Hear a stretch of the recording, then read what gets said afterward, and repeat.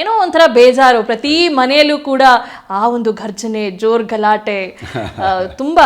So ಸಂಗೀತ ಬಗ್ಗೆ ಹೇಳೋದಾದ್ರೆ, ಸಂಗೀತ is a good competitor. ಅಂದರೆ ಈ ಶೋಗೆ, ಒಂದು ರಿಯಾಲಿಟಿ ಶೋಗೆ ಬೇಕಾಗಿರುವಂಥ ಎಲ್ಲ ಕ್ವಾಲಿಟೀಸು ಆ ಹುಡುಗಿನಲ್ಲಿದೆ.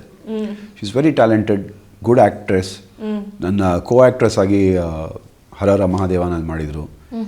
She is a amazing person, strong women. ಈ ಕಾಂಟೆಸ್ಟ್ಗೆ, ಈ ಬಿಗ್ ಬಾಸ್ ಅನ್ನೋ ಒಂದು ಮನೆಗೆ ಆ ಥರ ಒಂದು ಪರ್ಸ್ನಾಲಿಟಿ ಬೇಕಾಗಿತ್ತು. And I was surprise when she got eliminated, because ಅವಳು ಟಾಪ್ 2ನಲ್ಲಿ ಇರ್ತಾಳೆ ಅಂತ ಅಂದ್ಕೊಂಡಿದ್ದೆ ನಾನು. But it was very surprising to see. ಪ್ರತಿ ಸಲಿನೂ ಅವ್ರಿಗೆ ಹೇಳ್ತಾ ಇದ್ದು ಒಂದೇ ಮಾತು, 2 ವಾರ ಬಿಟ್ಟಿದ್ದೀರಾ, 2 ವಾರ ಬಿಟ್ಟಿದ್ದೀರಾ, ಮುಂದೆ ಹಾಕಿದ್ದೀರಾ. ಆ 2 ವಾರ ಮುಗಿತಾ ಇರೋಂಗೆ ನಾನೇ ಕ್ಯಾಪ್ಟನ್ನು, ಬರೆದಿಟ್ಕೊಳ್ಳಿ ಅಂತ ಪ್ರತಿಯೊಬ್ಬರಿಗೂ ಹೇಳಿದ್ದೆ. ಅದೇ ರೀತಿ ಆ ವಾರ ಕ್ಯಾಪ್ಟನ್ನು ಆದೆ. It was a moment for me.